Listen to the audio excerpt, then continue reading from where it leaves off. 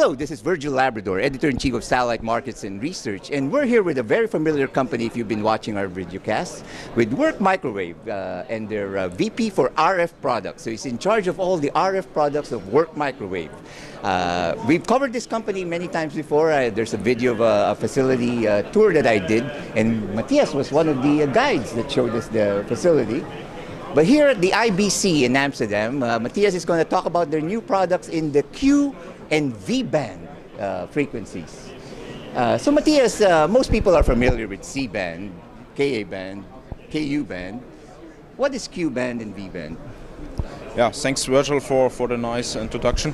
QE band is using frequencies at the 40 and 50 gigahertz range.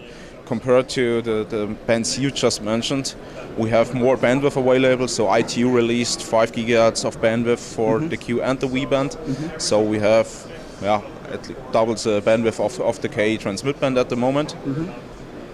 Even there are challenges like higher rain fades at this high frequency. Higher than even than Ka band? Even than Ka band, yeah. We see 10 dB more attenuation in the atmosphere compared to Ka band.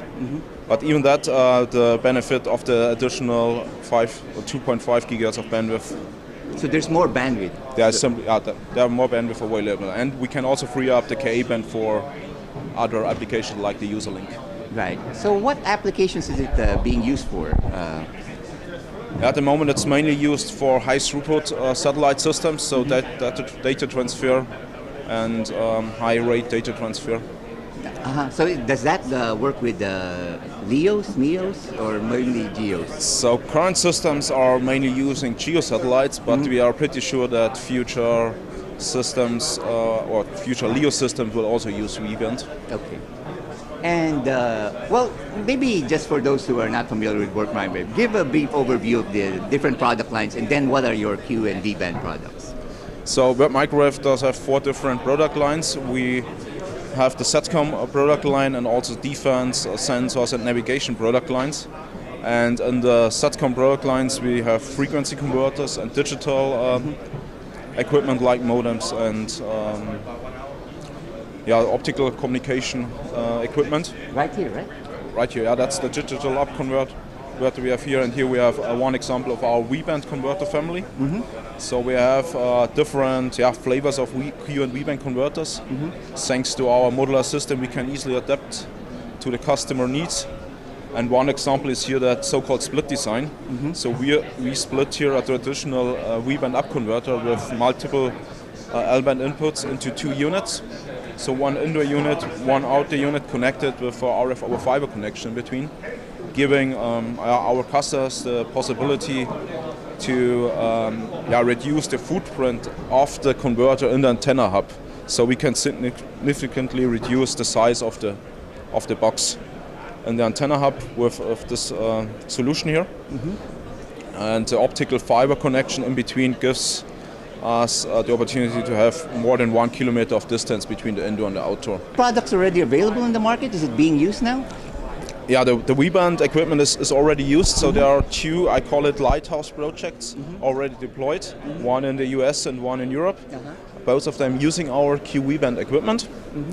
And we are also in discussion with other customers, other systems which should be deployed within the next 1 or 2 years. All of them are GEO satellite systems, but we also see some movements in the LEO market. So these are for gateways, teleports? These are for the huge gateways, for the feeder link communication, and So this is fairly new, Matthias. So you said there's some challenges. What are the challenges having a new products like these? Yeah, the main challenge with QV band is the frequency. So we, compared to Ka band, we are 20 gigahertz higher at V band. Means new technology on the RF component side, but also new investments in measurement equipment. And we did that already some years ago. Started quite early with the development. Had the first prototypes available about 6 years ago. And during that time we further improved our system, also introduced standardized production processes. Right. And yeah, in the meantime, we have about 150 converters in the field, and which is a quite nice track Yeah, record. that's a pretty good number. Yeah. Yeah.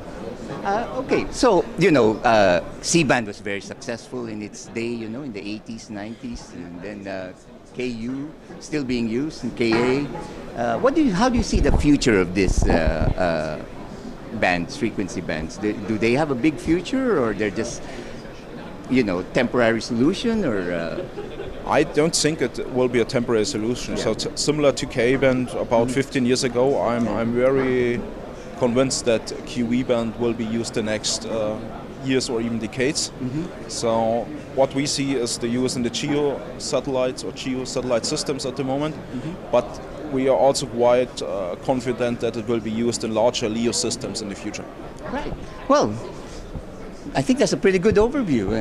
Matthias, is there anything else you want to add? No, I think that's about it. Thanks for your attention, and thanks for the interview, Virgil. Well, thank you. This is Matthias Stangl, Vice President of RF Products for Work Microwave. And here reporting from Amsterdam is Virgil, Labrador, Satellite Markets and Research. And for all this news and information in the global satellite industry, you always have satellitemarkets.com.